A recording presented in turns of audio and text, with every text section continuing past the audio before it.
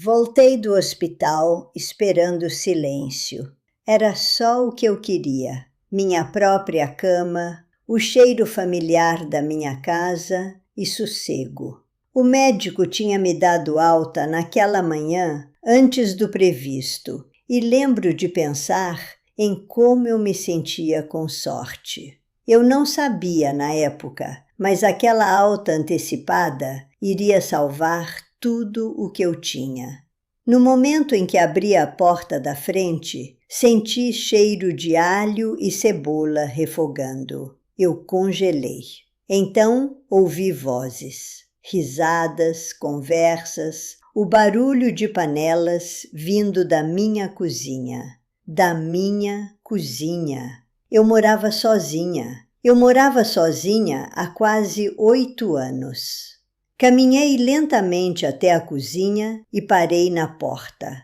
3 estranhos estavam cozinhando na minha casa como se fossem os donos do lugar. Uma mulher usava o meu avental. O homem alto estava com uma fita métrica esticada no balcão da cozinha. Outra mulher estava perto da mesa de jantar, segurando uma prancheta. Os 3 olharam para mim ao mesmo tempo, e as expressões em seus rostos mudaram instantaneamente de um foco casual para uma surpresa constrangedora. Como atores que esqueceram suas falas quando a pessoa errada entrou no palco. Minha filha Emily ficou pálida quando me viu. Meu genro Ryan sorriu um pouco rápido demais. E foi nesse momento que percebi algo que fez meu estômago revirar. Eu não deveria ter voltado para casa ainda. Preste atenção a esse detalhe, porque ele será importante mais tarde. Deixe-me explicar uma coisa primeiro. Meu nome é Alice. Tenho 63 anos. Sou viúva. Meu marido Daniel e eu compramos esta casa em Columbus, Ohio, quando mal tínhamos 30 anos. Recém-casados, cheios de esperança, convencidos de que tínhamos o mundo inteiro pela frente. Daniel costumava dizer que a casa não era apenas um prédio. Era a prova de que pessoas comuns podiam construir algo duradouro. Ele era engenheiro civil, um homem quieto, cuidadoso com as palavras. Passei a maior parte da minha carreira como secretária em uma escola primária. Nada glamouroso, mas era um trabalho honesto e eu adorava a rotina. Quando Daniel morreu de um ataque cardíaco fulminante há 8 anos, a casa mudou. Ficou mais silenciosa. Silenciosa demais, às vezes. Nossa filha Emily era minha única filha. Ela havia se mudado para o outro lado da cidade depois de se casar com Ryan Carter. Por um tempo depois que Daniel morreu, ela me visitava com frequência. Trazia compras, sentava comigo no sofá, tentava preencher o silêncio. Mas com o tempo, a vida a afastou. Trabalho, casamento, responsabilidades. Isso era normal. Eu dizia isso a mim mesma constantemente. Mas tem um detalhe. No último ano, algo havia mudado. Emily começou a me visitar com mais frequência novamente. No começo, achei que ela estava apenas preocupada por eu morar sozinha. Ela trazia café e sentava à mesa da cozinha enquanto eu preparava o café da manhã. Mas aos poucos, as conversas mudaram. Certa tarde, ela perguntou casualmente: "Mãe, você já pensou em refinanciar a casa?" A pergunta me pegou de surpresa. Algumas semanas depois, ela perguntou onde eu guardava a escritura da casa. Em outra ocasião, ela quis saber se Daniel tinha chegado a atualizar nossas apólices de seguro. Então, Ryan também começou a fazer perguntas. Ele trabalhava com financiamento imobiliário, o que soava impressionante, mas também complicado. Uma noite, durante o jantar, ele perguntou de repente: "Você já considerou vender e se mudar para um lugar menor?" Eu ri. "Essa casa tem sido meu lar por 32 anos", eu disse. "Não vou a lugar nenhum."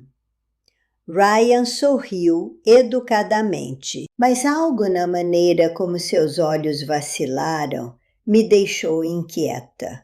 Na época, eu ignorei, e honestamente, isso foi um erro.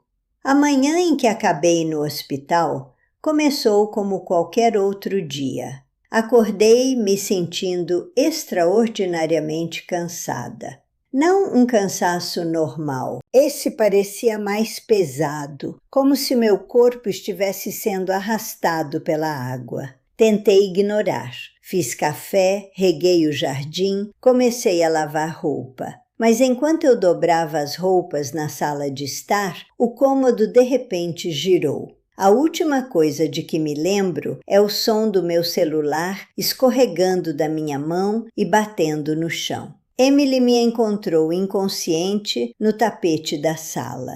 Os médicos me disseram que eu havia sofrido uma desidratação severa combinada com um leve episódio cardíaco. Não foi um ataque cardíaco, mas foi o suficiente para assustar a todos. Passei 3 dias no hospital. Emily e Ryan me visitaram várias vezes. Em certo momento, Emily disse baixinho: "Mãe, talvez você não devesse mais morar sozinha." Então, na manhã da minha alta, o médico disse que eu poderia ir para casa um dia antes. Emily pareceu surpresa, não aliviada, surpresa. Agora percebo que isso significava algo totalmente diferente, porque se eu tivesse voltado para casa no dia seguinte, em vez daquela manhã, talvez nunca tivesse entrado naquela cozinha no exato momento em que entrei. Talvez nunca tivesse visto os estranhos. E com certeza não teria visto a expressão no rosto do Ryan quando apareci na porta. Um olhar que durou apenas uma fração de segundo. Algo frio e calculista brilhou em seus olhos antes que o sorriso educado retornasse. E de repente, o cheiro de alho cozinhando na minha cozinha já não parecia mais reconfortante. "Mãe", Emily disse rapidamente, com uma voz aguda demais, forçada demais. "Você já está em casa." Já. Aquela palavra soou pesada. Ryan deu um passo à frente imediatamente. "Alice, que ótima notícia! Os médicos te liberaram cedo." A mulher no fogão abaixou o fogo. "Oh", disse ela educadamente. Bem-vinda ao lar." Seu tom era amigável, mas seus olhos piscaram brevemente na direção de Ryan, antes de voltarem para mim. Aquele pequeno olhar não passou despercebido por mim. Olhei ao redor da minha cozinha. O balcão estava coberto com ingredientes que eu não reconhecia. Sacolas grandes de supermercado estavam abertas sobre a mesa. Alguém havia tirado várias das minhas panelas.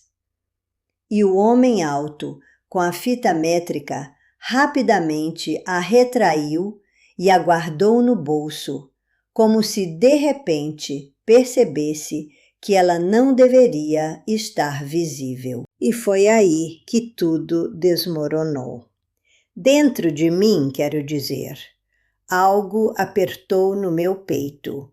Por que alguém que estivesse medindo a minha cozinha precisaria esconder a fita métrica? Mãe, essas pessoas são da igreja, Emily disse ansiosamente.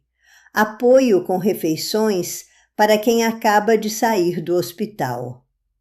Superficialmente, a explicação parecia razoável, mas eu não pertencia a nenhuma igreja. Eu não frequentava uma regularmente há anos, e voluntários de igreja geralmente não trazem fitas métricas. Meus olhos vagaram até a mesa de jantar. Foi quando notei a papelada.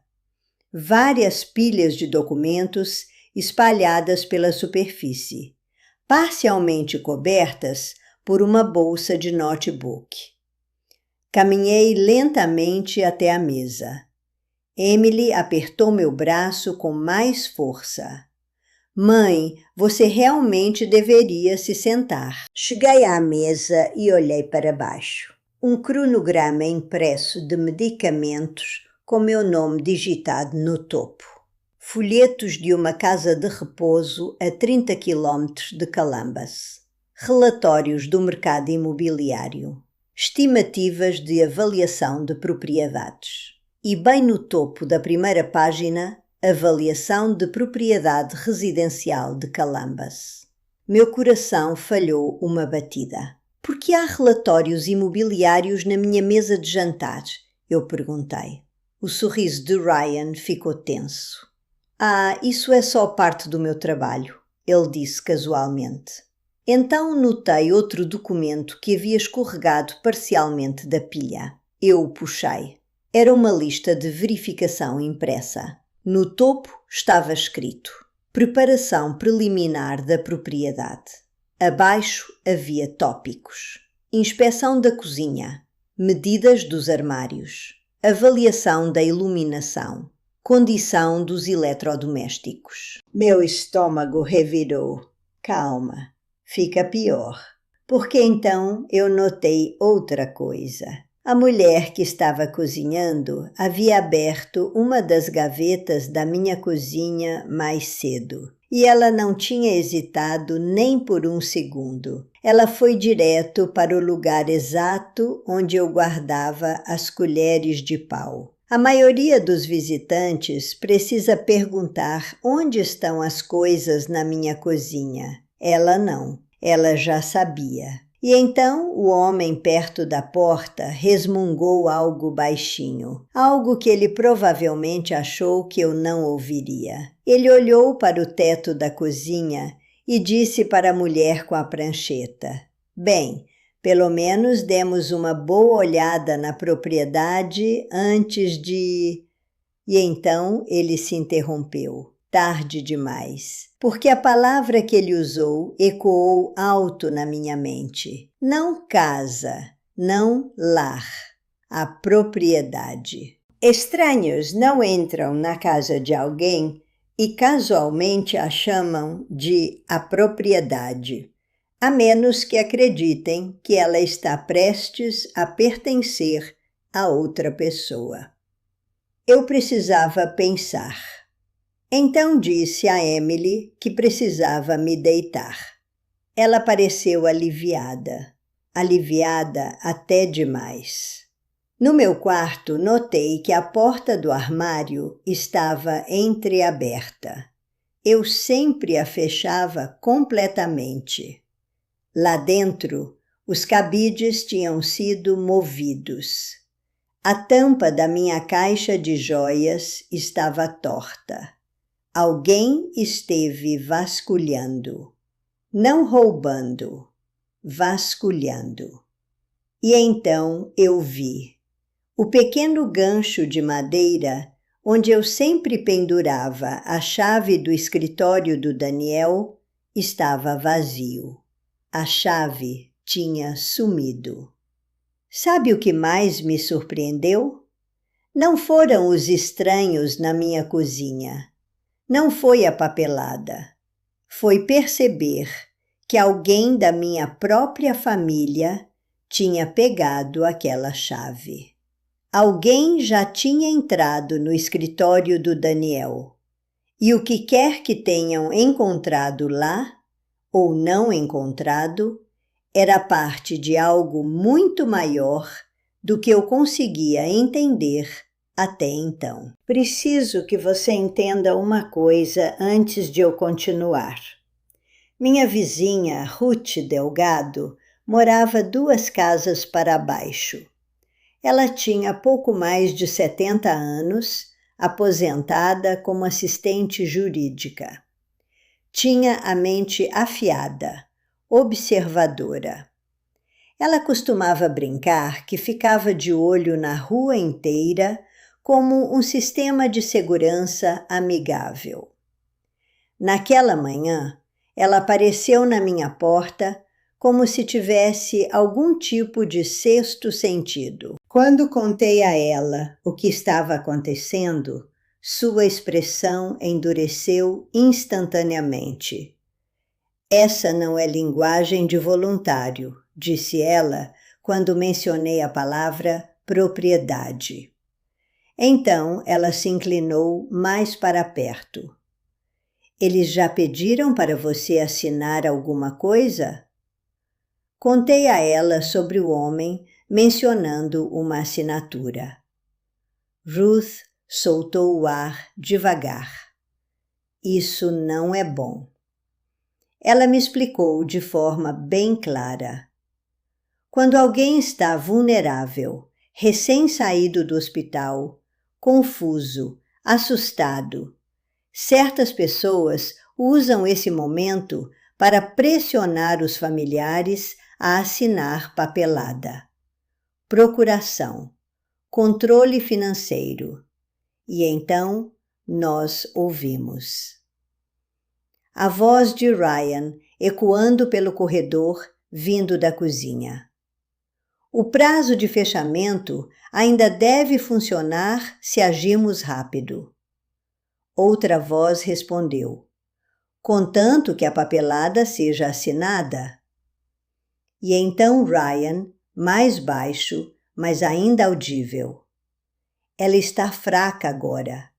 Se explicarmos com cuidado, ela vai concordar. Senti algo frio se instalar fundo no meu peito. Eles não estavam preparando refeições. Estavam preparando uma transação. E eu era a etapa final.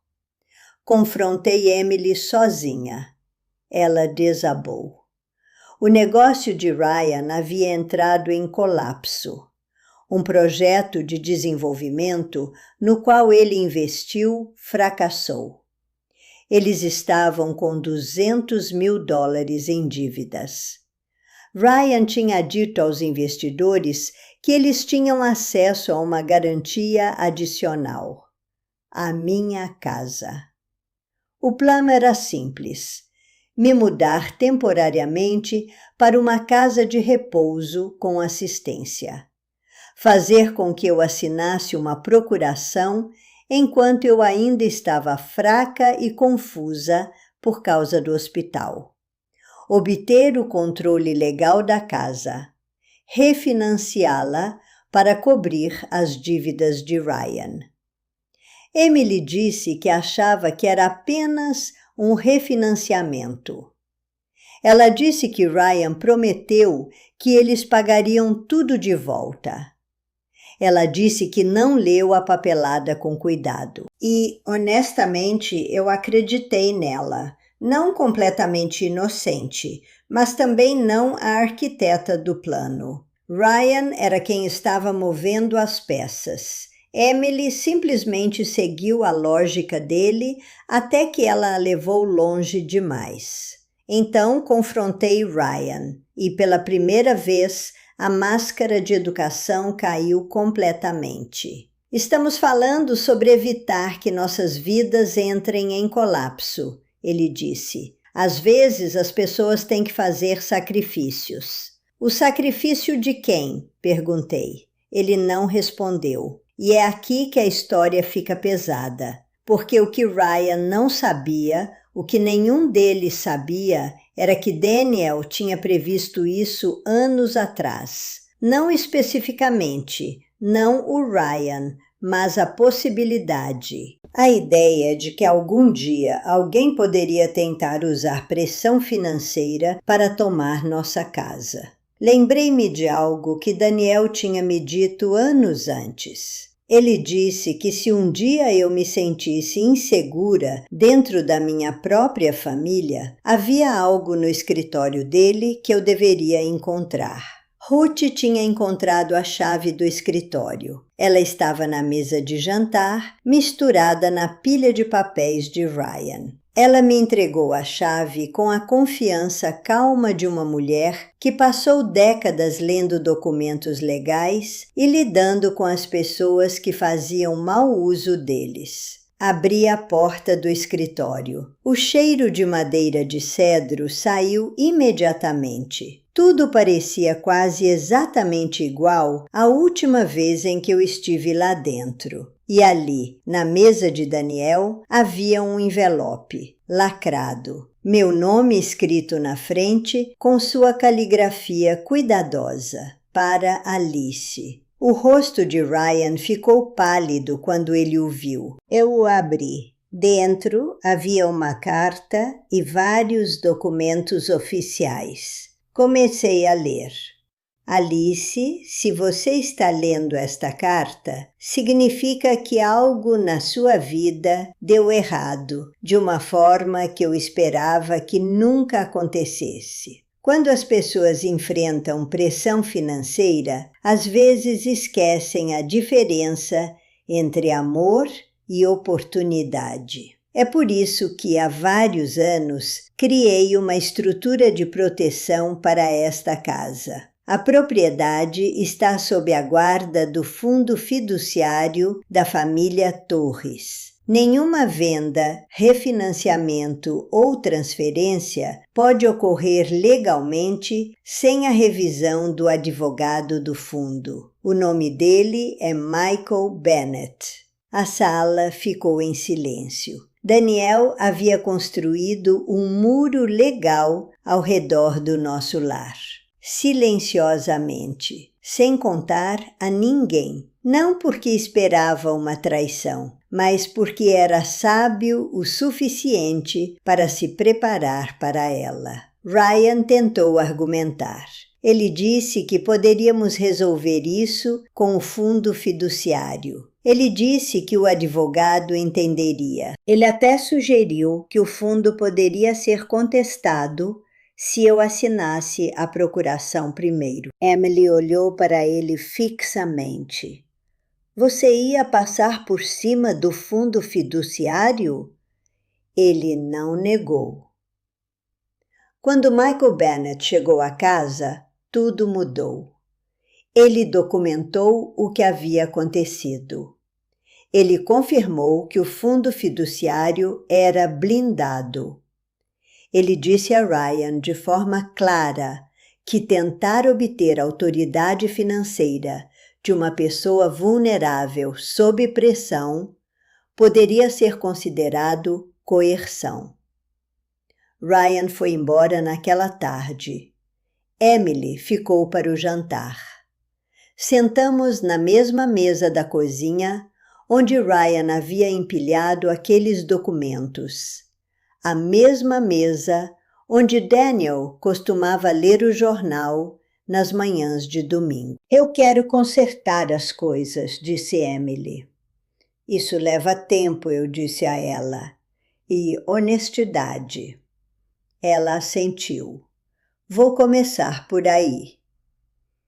Mais tarde naquela noite, depois que ela foi embora, caminhei pela casa sozinha.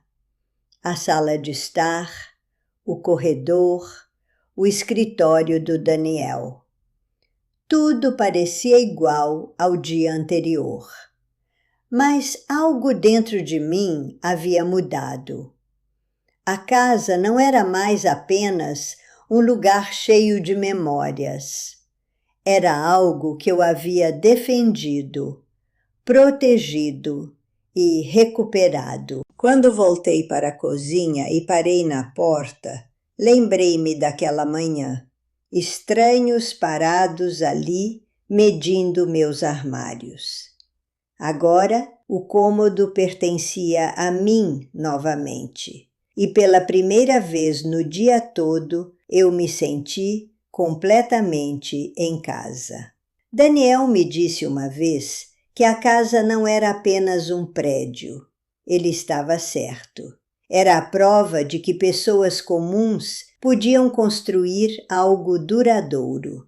E às vezes, proteger o que você construiu exige que você enfrente as pessoas que mais ama. Se essa história mexeu com você de alguma forma, deixe um like. Sério, isso me ajuda mais do que você imagina a continuar trazendo essas histórias para você toda semana. E me conte nos comentários, você teria confiado na sua família nessa situação? O que você teria feito se entrasse na sua cozinha e encontrasse estranhos medindo seus armários? Porque, honestamente, eu ainda penso no que teria acontecido se aquele médico não tivesse me dado alta um dia antes. Eu leio todos os comentários. Então, se você já passou por algo assim, se alguém em quem você confiava cruzou a linha por causa de dinheiro ou pressão, eu quero ouvir a sua história. Me diga de onde você está assistindo e que horas são aí agora. E se você ainda não se inscreveu, faça isso. Toda semana tem uma história nova, e algumas delas são ainda mais pesadas que essa.